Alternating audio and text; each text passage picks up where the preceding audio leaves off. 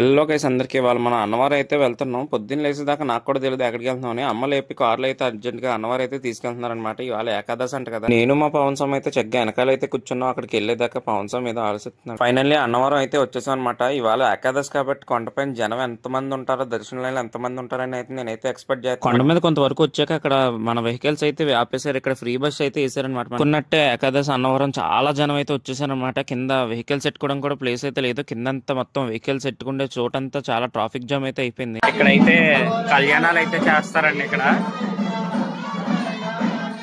ఇదిగోండి మొత్తం ఎంత కళ్యాణాలు చేసే ప్లేస్ అనమాట ఇది. అమ్మ నాన్న అయితే కళ్యాణంకి అయితే కూర్చుని పోయారు. అమ్మ నాన్న ఇవాళ బాప్పాలను కూడా తీసుకుని వచ్చారు. బాప్పాలతో కలిసి కళ్యాణంకి అయితే కూర్చుని, మా పవన్ స్వామికి నాకు ఆకలి వేస్తుందని చెప్పి అలా టిఫిన్ కోసం అయితే వెతుక్కుంటూ కొండ అయితే దిగేసాం మాకే తెలియకుండా. కొండ కింద ఉన్న హోటల్కి అయితే వచ్చేసి ఇడ్లీ ఓ ప్లేట్, దోశ ఓ ప్లేట్ తీసుకుని తినేసిన వెంటనే ఈ గోపురం దగ్గర కొండ ఎక్కడానికి అయితే స్టార్ట్ అయిపోయాం. కొండ స్టార్ట్ అయ్యాక అర్థమైంది ఎలాగో కుర్రోళ్ళమే కదా, ఎలాగోలో కొండ ఎక్కేద్దాం అనుకున్నాం కానీ పులుసు అయితే కారిపోయింది అనమాట. కొండ ఎక్కి లోపు తిన్న తర్వాత ఎలాగోలో కష్టపడి కొండ అయితే ఎక్కేసాం. ఇప్పుడు నాకు ప్రశాంతంగా ఉందన్నమాట గోపురం దగ్గరికి వస్తే. ఇంకా ఆకలి తేలేదని చెప్పి ప్రసాదం లైన్ లోకి అయితే వచ్చేసాం. ప్రసాదం లైన్ చూడండి ఎంత ఉందో. ఇది ప్రసాదానికి దర్శనానికి అర్థం కావట్లేదు ఈ లైన్ అంతా. ఫైనల్లీ ఎలాగోలాగా లైన్ లోకి దూరి పులిహార అయితే సాధించాం అనమాట మా పవన్ స్వామి నేను. ఇవాళ అయితే ఎంత జనం ఉంటారైతే అనుకోలేదు. ఏకాదశి కదా, అయ్య బాబోయ్ జనం ఉన్నారు.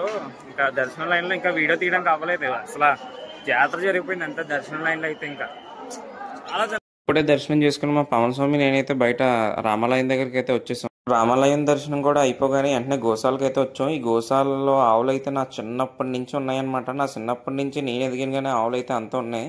ఒక్కో ఆవు చాలా పెద్ద అయితే ఉంటుంది. మా పవన్ స్వామి అయితే ప్రతి ఆవుకి అలా దండాలు పెట్టుకుంటూ వెళ్ళిపోతున్నాడు. అక్కడ ఉన్న చూసారా నల్లావు, ఆవుని కపిలావు అని అంటారంట. నాకు కూడా తెలియదు, మా అమ్మ చెప్పింది. ఇక్కడ బయట ఆవులు కట్టడానికి గడ్డి అది అయితే అమ్ముతారు. నేను కూడా కొద్దిగా తీసుకుని ఆవులు కట్టాను ఇక్కడ గడ్డి. అలా బయటకు వచ్చి దగ్గర కూర్చున్న తర్వాత ఈ బొడ్డోలు చూసారు, మంచి ఎంటర్టైన్మెంట్ అయితే ఇచ్చారు. బొడ్డోలు ఆ కన్నాల్లో దూరం ఆడేసుకుంటున్నారు. అక్కడ అందరూ చూసారా ఎంతమంది కొబ్బరికాయలు కొడుతున్నారో. వ్రతం చేసుకొచ్చిన వాళ్ళందరూ ఇక్కడ కొబ్బరికాయలు అయితే కొట్టుకుంటారు అనమాట.